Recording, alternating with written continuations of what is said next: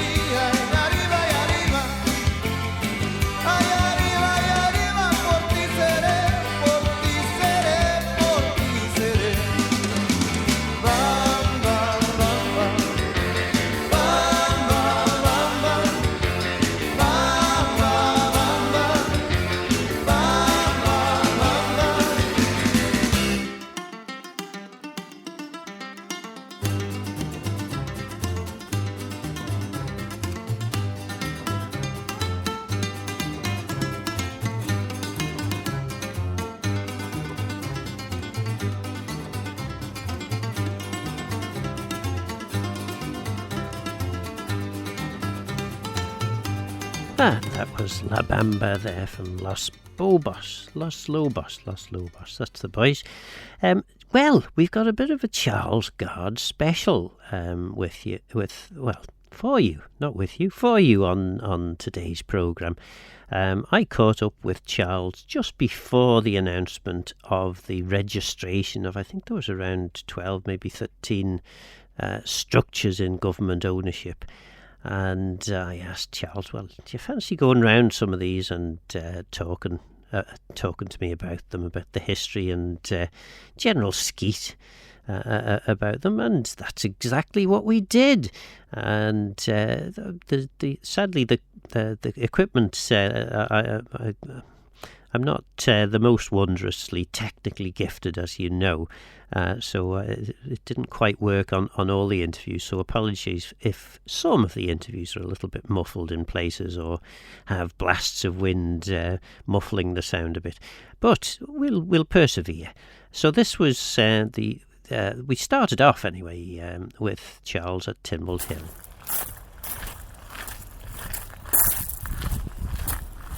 So that could be any gravel path that we're walking on, but it's not, is it? It isn't, Phil. It is the most important gravel path on the Isle of Man. It joins the Royal Chapel of St John's with this extraordinary hill that we're standing next to, Tynwald Hill. And we're here because the Department of Environment, Food and Agriculture's planning team have decided that this site is worthy of registration, and it's not just the hill, but it includes the Royal Chapel and various bits of the land surrounding it. Yes, may I just say, first of all, when I first saw this latest list, which has come from the excellent Tom Sinden, who is the Senior Registered Buildings Officer, of buildings he's now proposing to be registered, my jaw dropped. You could not believe what's on this list. Legislative buildings in Douglas, not registered. Tynwald Hill, not registered. The Royal Chapel of St John's, not registered. This is something some of us have been banging on about for years and years and years.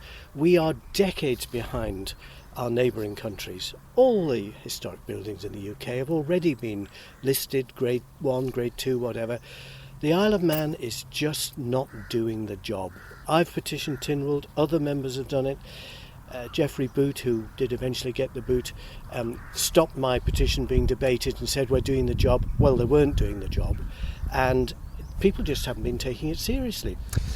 And it is, as you say, jaw-dropping that places like Monk's Bridge, Tynwald Hill, haven't got protection, particularly in terms of registered buildings or registered structures.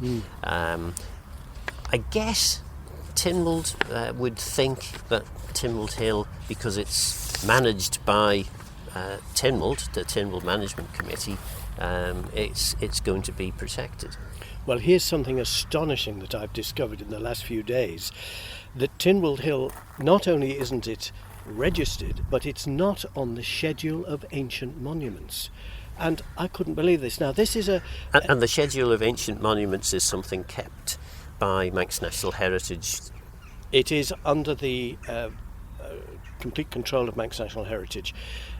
If you try and find it, it's almost impossible to find. Someone has given me almost the secret buttons to press on MNH's website to open up this list. And even when you see the list, it's completely incomprehensible. That's probably my failing. I can't understand it.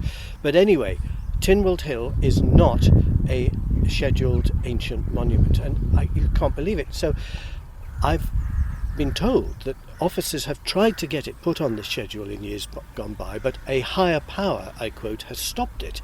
So I've been talking to some former politicians, and I've learned that yes, the Tynwald Management Committee years and years ago stopped it being put on the ancient monument schedule because they didn't want Manx National Heritage to have control of it. Now, that's not necessarily a criticism of MNH, it's that the Tynwald Management Committee felt that they should control Tynwald Hill. So I was then sent a press release in 2010 which said a new law is proposed to protect Tynwald Hill. The Tynwald Hill Bill would give the hill and surrounding area enormous protection. The bill would also make it a criminal offence for anybody to damage or destroy Tynwald Hill. That was in 2010. As far as I can see, the bill never got introduced to the House of Keys, and it certainly isn't an act. So now we're standing next to one of the most important sites on the Isle of Man, and I'll just draw a comparison here. The excellent line of Art Deco urinals in the Villa Marina Arcade has more protection, because it's in a conservation area, than Tynwald Hill. So how about that? And we'll hear a lot more from Chalse as we go through the programme. A couple of songs now. We've got Emily Sandé with Shine, and one of my favourites, and we played the original version of this on Gaccan a few weeks ago. This is Spirit in the Sky from Doctor and the Medics. Let's keep it real. Say how you feel, like you got the whole world behind you. And break all the rules, or love who you choose. Just make sure it's love that lights your fire. It's you gotta let love be you. You gotta let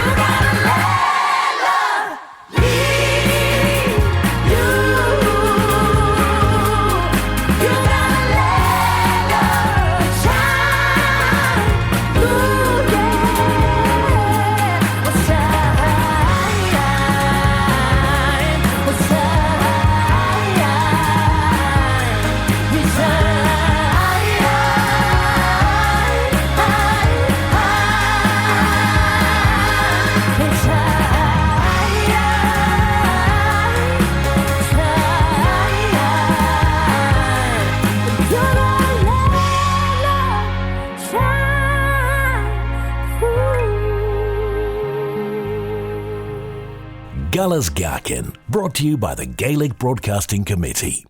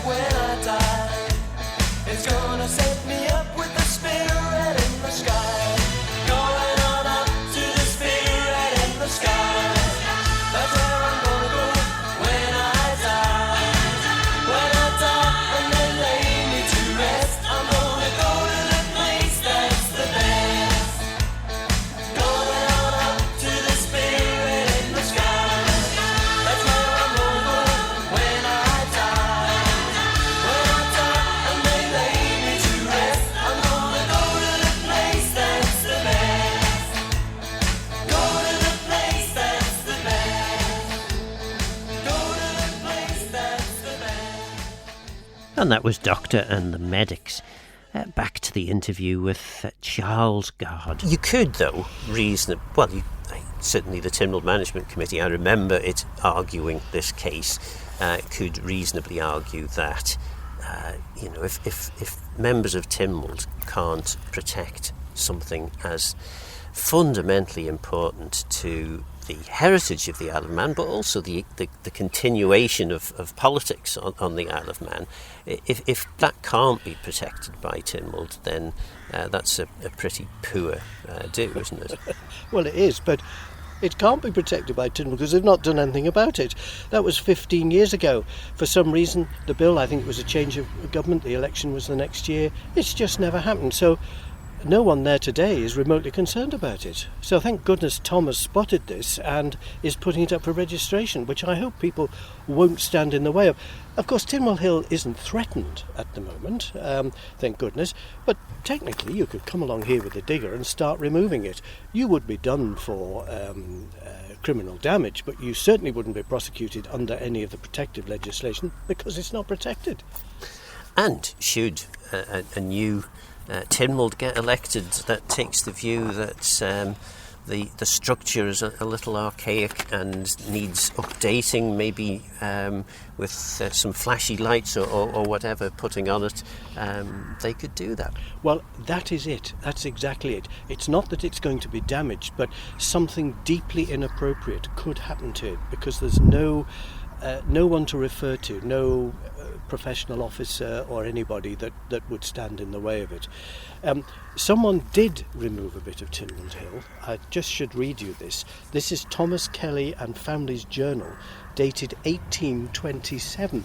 Now, this was a time of emigration from the island, and Thomas, who was a really like you, a really keen and devoted Manxman, loved the heritage, loved everything about it.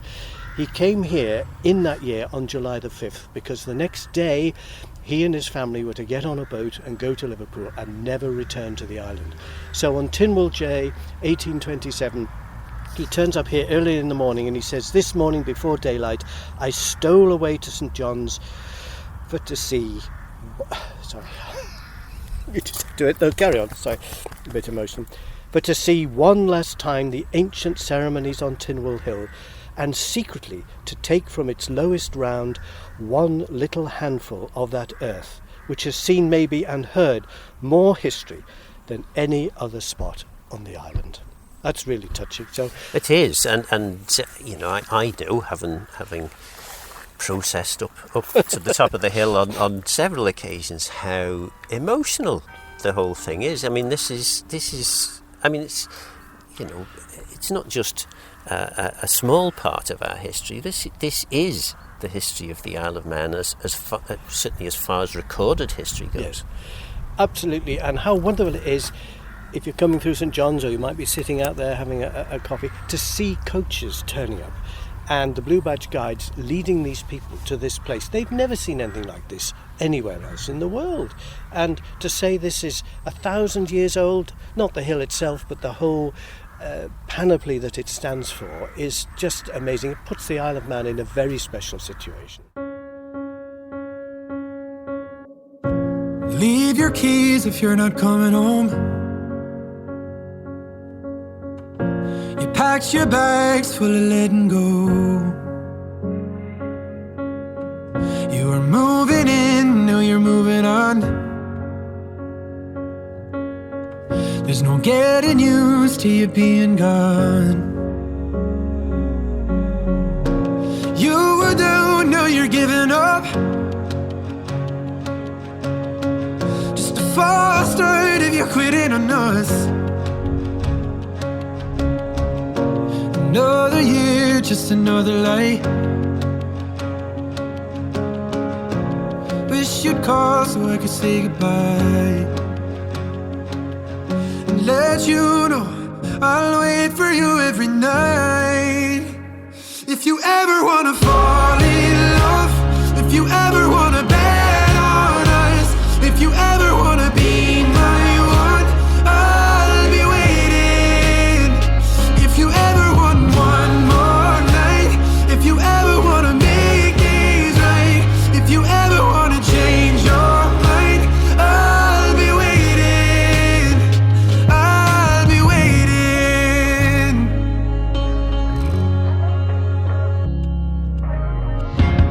Never thought that you'd be giving up. Guess with all the claiming you're tired and you fell out of love. Maybe if you don't crash the land, you'll end up right back where I'm standing. And then you'll know I'll wait for you every night. If you ever wanna fall in love, if you ever wanna bet on us, if you ever wanna be my one, I'll be waiting. If you ever want one more night, if you ever wanna make things right, if you ever wanna change your mind, I'll be waiting. If you ever wanna fall in love, if you ever wanna bet on us, if you ever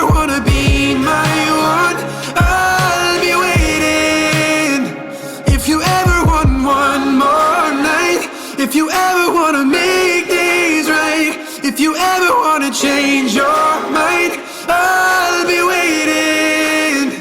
I'll be waiting. And that was I'll Be Waiting by Cian Ducrot. Ducrot? I'm not. Yes, one of those anyway. Well, let's hear a bit more from the interview I did with Charles Gard.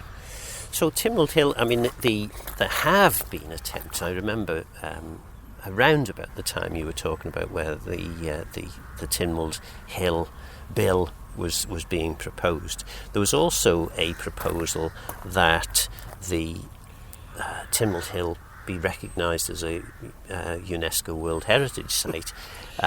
Unfortunately, because probably similar to the way in which buildings are registered on the Isle of Man, the registration or the granting of World Heritage Site, it tends to be more about politics than it is about the worthiness of a particular site.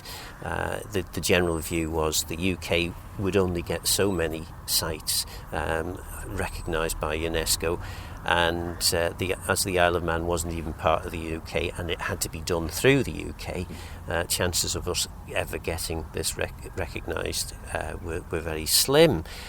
So then there was a suggestion that maybe we should have all the thing sites, which include various sites in Scotland. I think there might even be a few in Ireland, maybe in England as well, and certainly in the Isles, the Faroes, Iceland, to actually try and get a collective recognition as a World Heritage Site or sites. But I don't know. I think that endeavour didn't get very far. But I mean, it really does warrant something like that, doesn't it? I agree, and actually Dingwall, of course, is a Tynwald site, and believe it or not, there's a tiny village called Tynwald on the Wirral. Yeah. So yes, there are an enormous number of these sites. UNESCO, I think, World Heritage Sites, it is slightly losing credibility now. There's that row over Liverpool being stripped of it because they built a football stadium near the river. I think you're right, it's more politics than actual heritage, and there's a lot of debate going on about that.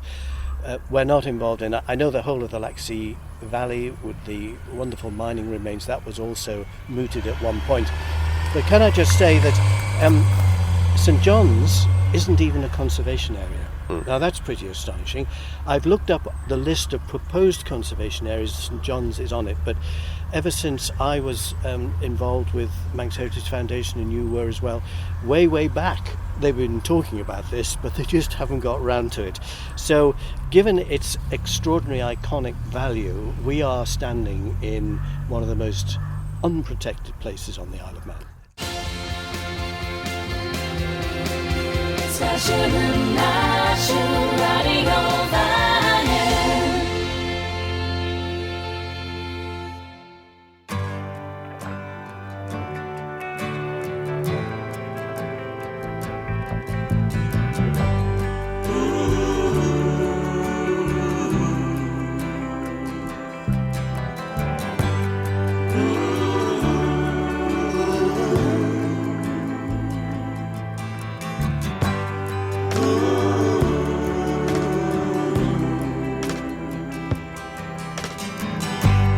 Mama, take this badge off of me.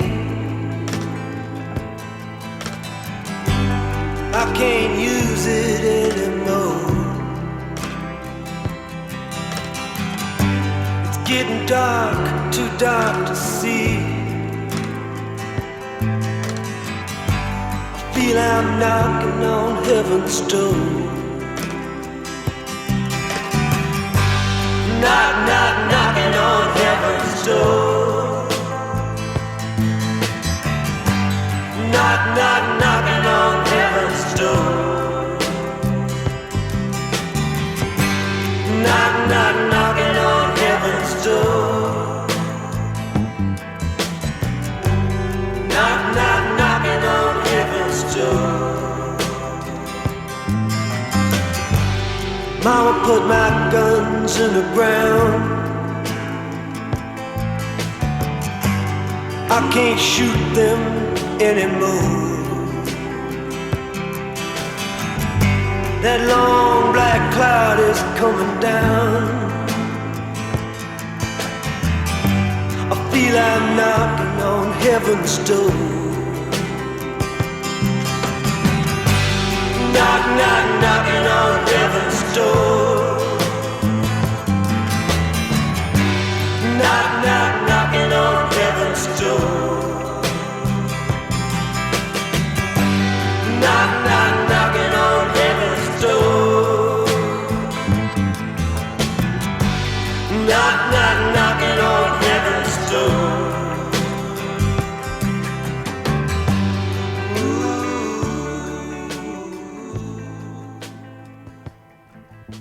And that was Bob Dylan, Knocking on Heaven's Door.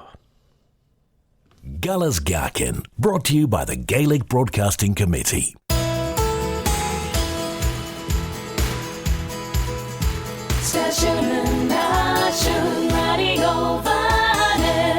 Guller's Gaccan, brought to you by the Gaelic Broadcasting Committee.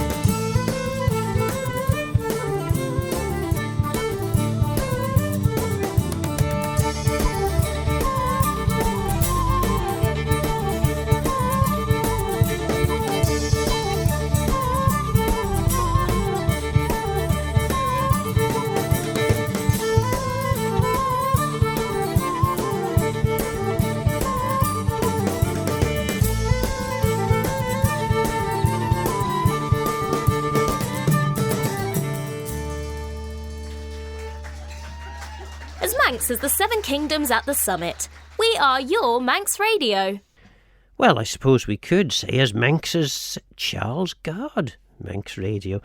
And indeed, that's just the fella that we're going to meet up with. And as I said earlier, I was having a few issues controlling the microphone, so hopefully that won't get in the way of the interview. But let's have another a listen now. We're still near to Tynwald Hill, at least for this bit of the interview. And the Tynwald Bill is gradually flooding back to me. Well, not flooding, it's trickling back. Yes. And I seem to think that the part of the reason that we were coming across some obstacles in relation to that bill was because of trying to consider how much of the setting of Tynwald Hill should be included as part of the protection that the bill would give, and inevitably when buildings close to the hill could potentially have come under this protection, there would be objections, and then of course what appears to be a relatively simple task of introducing a bill to protect the hill becomes more complicated. Well, my view on that is stop overcomplicating it. Just get the hill registered, and all the other considerations can be dealt with later. But to drop the whole thing because you can't come to an agreement on a wider scheme seems to me to be ludicrous and has left the whole thing exposed. Well, one of the most amusing things that I've ever heard on Manx Radio was the commentary that the news team gave in relation to, I think it was the IM1 programme, of the Tynwald members vacating the hill and marching to the Royal Chapel, and it was done in the style of commentary on the TT races. Sadly, it probably takes around the same amount of time to get round the TT course as it takes Tynwald members to get from the top of Tynwald Hill to the Royal Chapel, but we will make that journey in short time. Well, while we're walking, let me just say, as we hear the crunching of the gravel, I was filming Tynwald this year. I usually take a bit of footage, and we had some very distinguished guests and their wives, none of whom had been here before. I was at the west door there as all the members progressed out, and this lady who was wearing very, very high-heeled shoes, and the heels were like knitting needles, they were really thin. I saw her face as she opened or came through the door and saw what she had to walk on, this gravel path strewn with rushes. It must have been a real feat to get to the other end without straining her ankle. And interestingly, I remember, because we were Tynwald guests, Annie and myself, this year, and I noted with some level of dismay that the members were just walking casually down the processional way. When I was elected, we were given very strict instructions that we all had to start with the left foot, and you had to walk in a particular way. This was from other members, and yes, it all had to be done in a very solemn way, and woe betide the southern member if he strayed too close to the centre of the path, and likewise the northern member. And of course at that time we did pair southern and northern members, whereas now of course that whole geographical basis of Tynwald seems to have been lost in a drive to alphabetical order. Well, it's marvellous to know there was such discipline. I mean, I used to do the commentary here for the radio often, and I know that the Reverend Brian Partington, he always wore red socks on Tynwald Day, and as he was passing the commentary box, he'd look up at me and just lift one of his trouser legs just so that I could see that. So there were all these hidden things going on. And of course, in the old days, Sir Lawrence New and the others, the governor always wore a cockaded hat with the ostrich feathers on there, or the swan feathers, whatever they were. And if you're up in the commentary box and there's a whole crowd outside the south door here where we're standing, you couldn't tell when they were coming from the robing room into the church, but you always knew where the governor was because you could see his white feathers above everybody else, and that was a marvellous cue for saying His Excellency is now entering the church. And that was Charles Gard, local historian. I like the idea of as Manx as Charles Gard. Yes, that's yes. Manx as one of Charles Gard's excellent videos, you could say, couldn't you? Anyway, time now for Pixie Lott with Moon River. Nice little bit of a Sunday smoothie.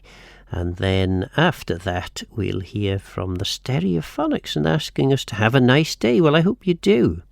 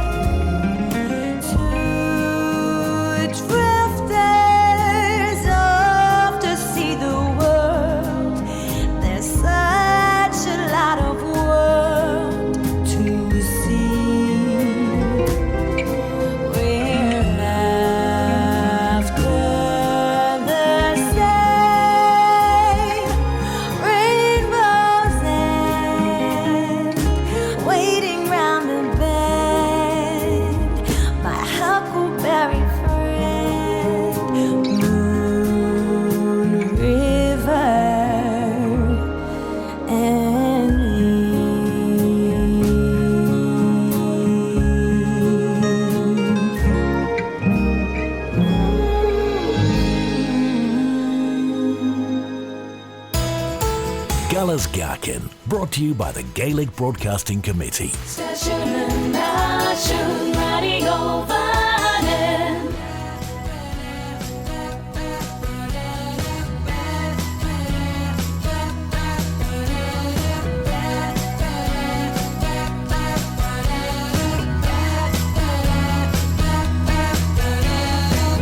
San Francisco Bay, House B39.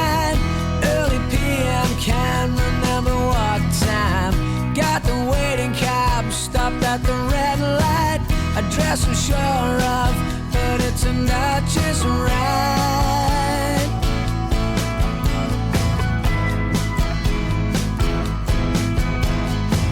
It started straight off, coming here as hell. That's his first words, we asked what he meant. He said, where you from? We told him our life. Take a holiday, is this what you want?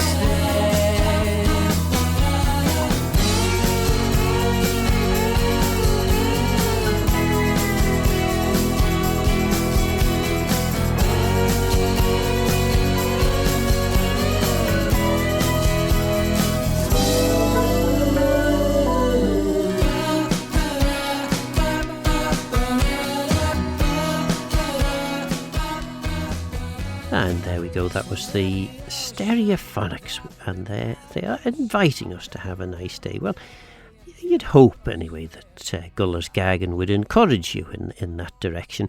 And another fellow that would encourage you in that direction is local historian Charles Gard. And I met up with Charles not that long ago. It was just before the registration of the various structures was announced earlier this month. And yes, this is the next part. We'll hear a lot more from Charles, indeed, in the second hour of the programme. So we're now sat on the one of the benches, the House of Keys benches.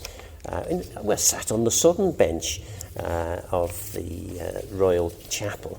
And yes, I one of my concerns at the lack of history or continuity of the heritage of Tynwald is that we have, well, I'm sat in Mr. Hooper's seat. Mr. Hooper obviously being from the north of the island, and it seems that in that move to alphabetical order of constituencies in the Tynwald Chamber, they've done the same in the Royal Chapel.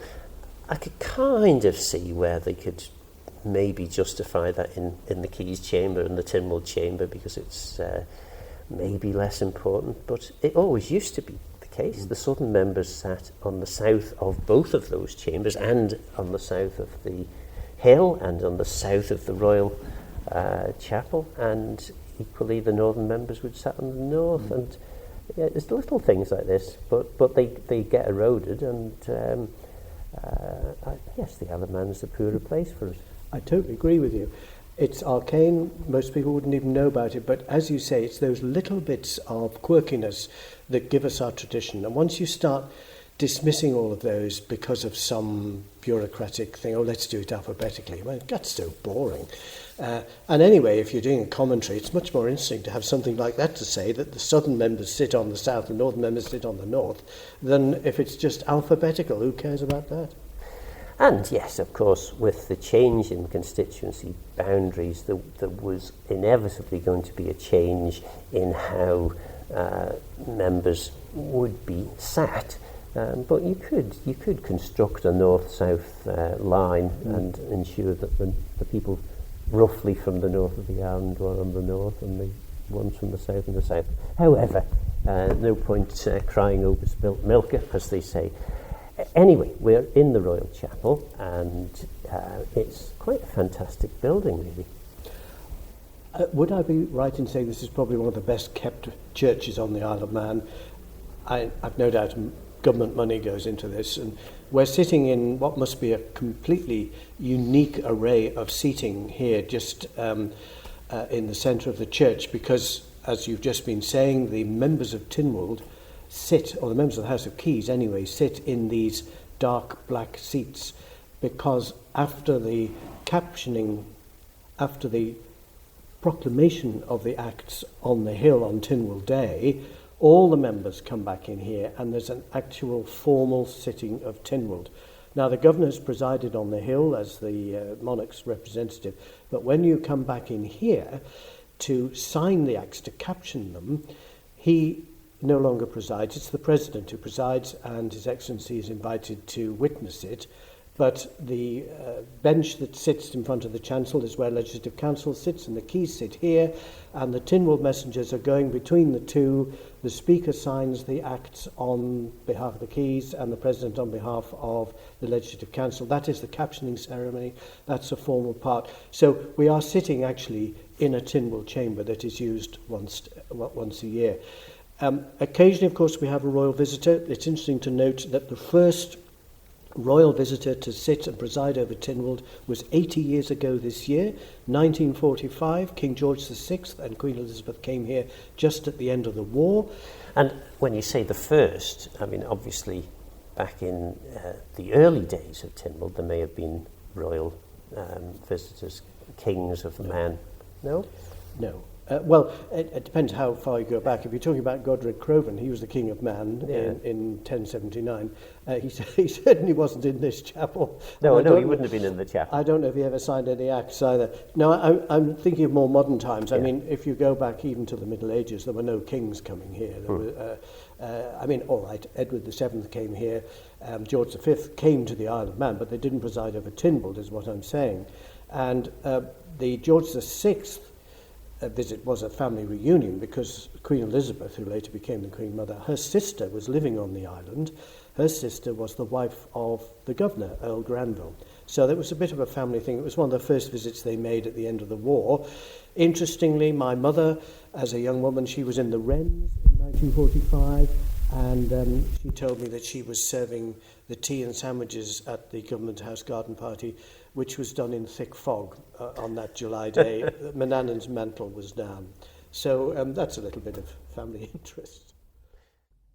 And there was, again, that was Charles Gard, local historian. And again, apologies if there was any interference that bothering the interview. I was struggling a bit with the microphone.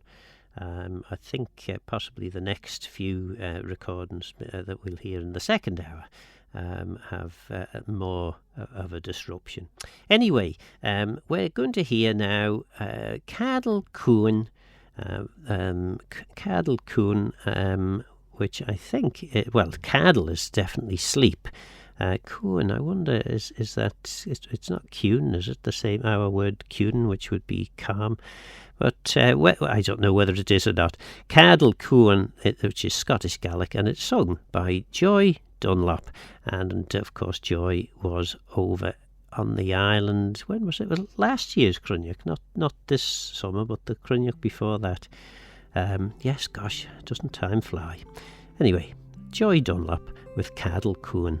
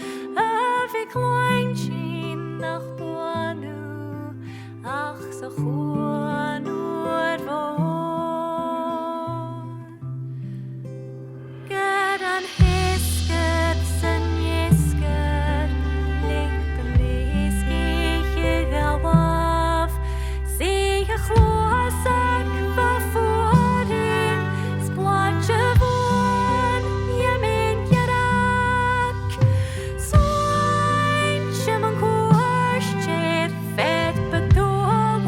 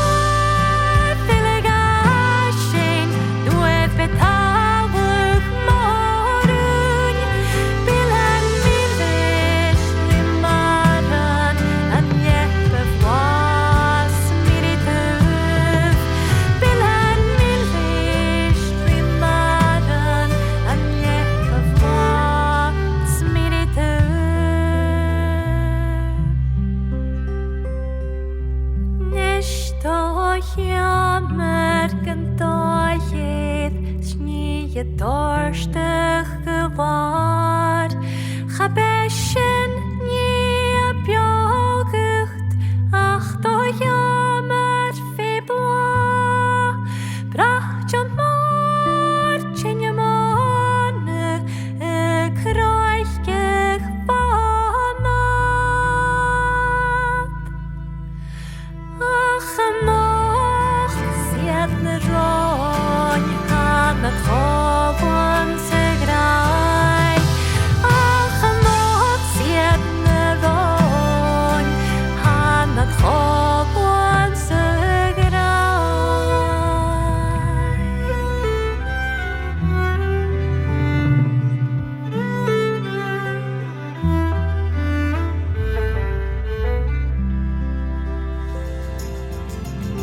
Guller's Gaccan, brought to you by the Gaelic Broadcasting Committee.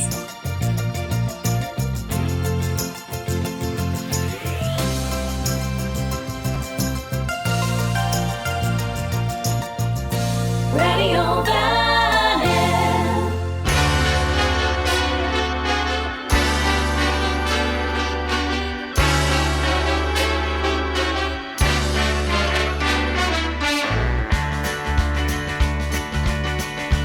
Take the National Express when your life's in a mess. It'll make you smile.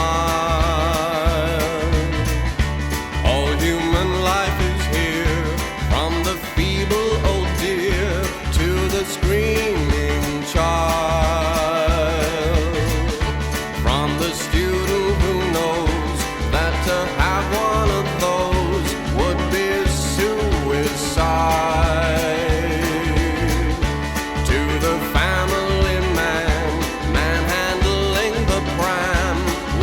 Eternal pride, and everybody sings. Yeah. All right. We're going where the air is free. On the National Express, there's a jolly hostess selling crisps and tea. She'll provide you with drinks and theatrical winks for a sky-high fee. Mini skirts were in style when she danced down the aisle back in '63. But it's hard to get by when your arse is the size of a small country. And everybody sings. Yeah. All right. We're going where the air is tomorrow belongs to me. When you're sad and feeling blue, with nothing better to do, don't just sit there feeling stressed. Take a trip. The National Express.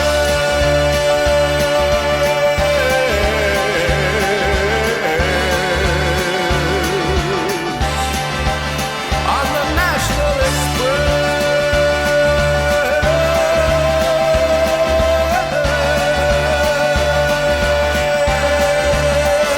Let's go.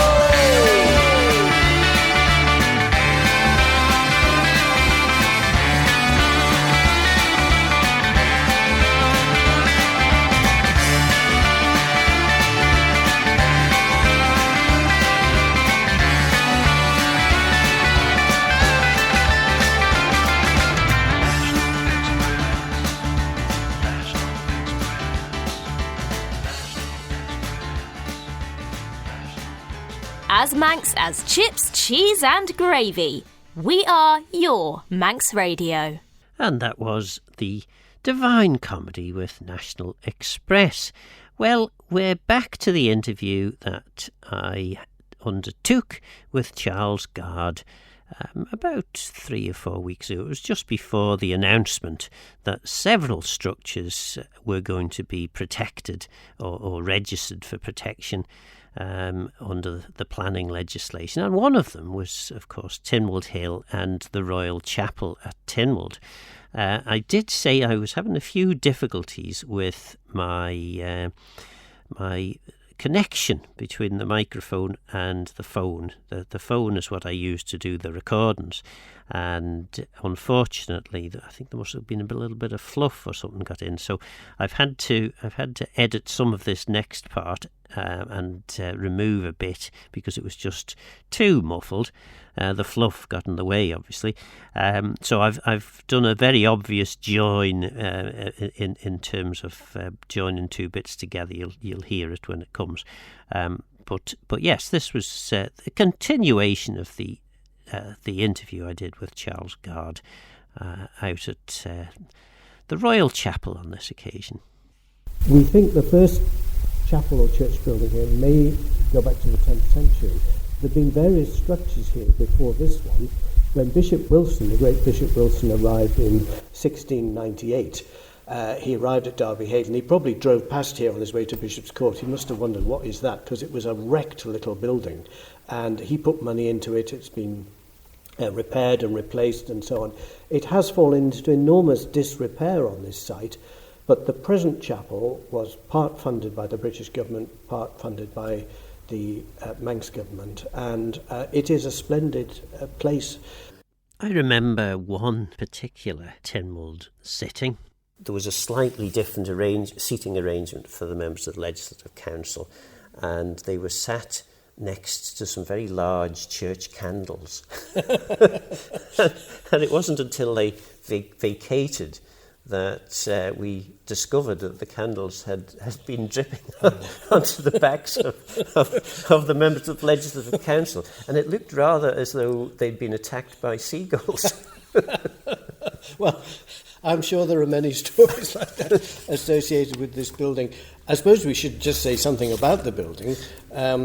It was actually, I think the foundation stone was laid in 1847, and it's very distinctive because it is faced with granite from Granite Mountain, and there's a lot of Manx slate in it as well. So it's got a very tall spire, and it's got a clock which works.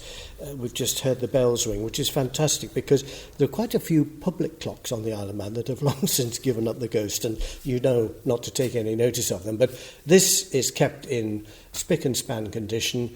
There's a lovely organ there with an ornate Gothic case, which we hear playing on Tynwald Day, of course, and they gather a choir here.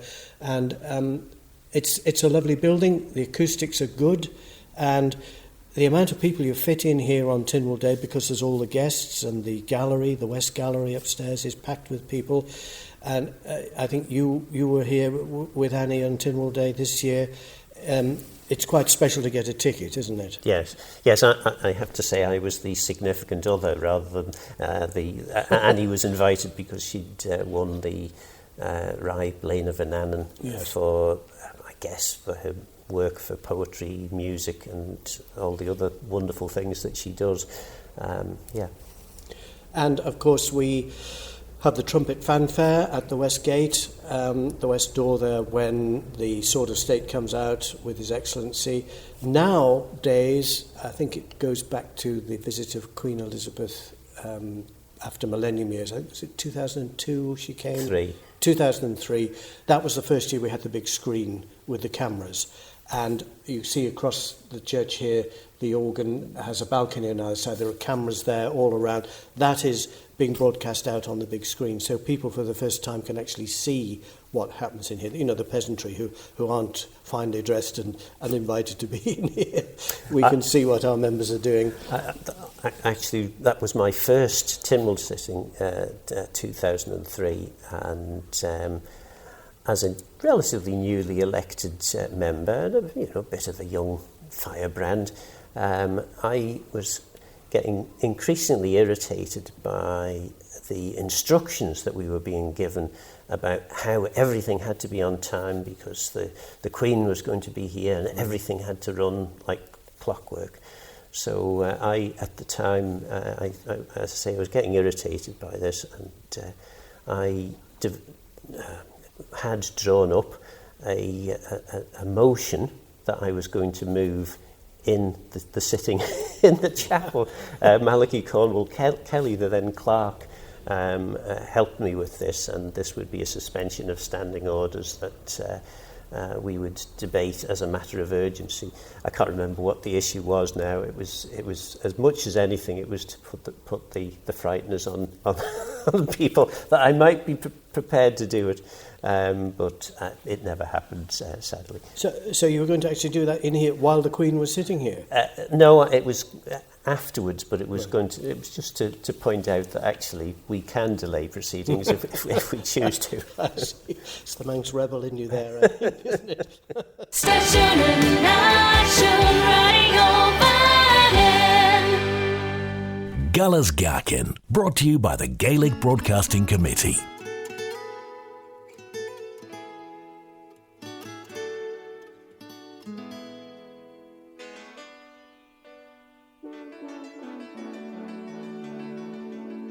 Chiquitita, tell me what's wrong. You're enchained by your own sorrow. In your eyes, there is no hope for tomorrow. How I hate to see you like this. There is no way you can deny it.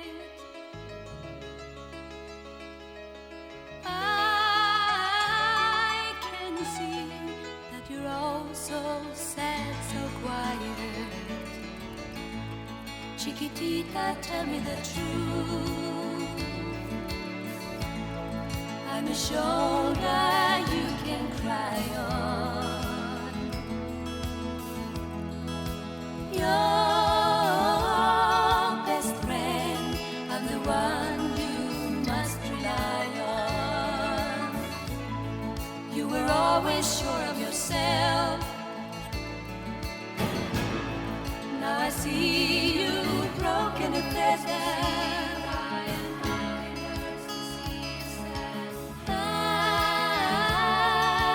hope we can patch it up together.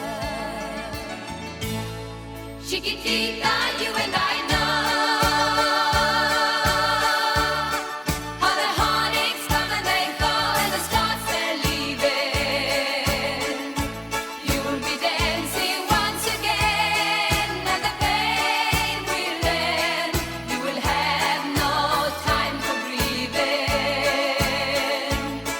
Chiquitita, you and I cry, but the sun is still in the sky and shining above you. Let me hear you sing once more like you did before. Sing a new song, Chiquitita. Try once more like you did before. Sing a new song, Chiquitita. So the walls came tumbling down, and your love said no love dwindled.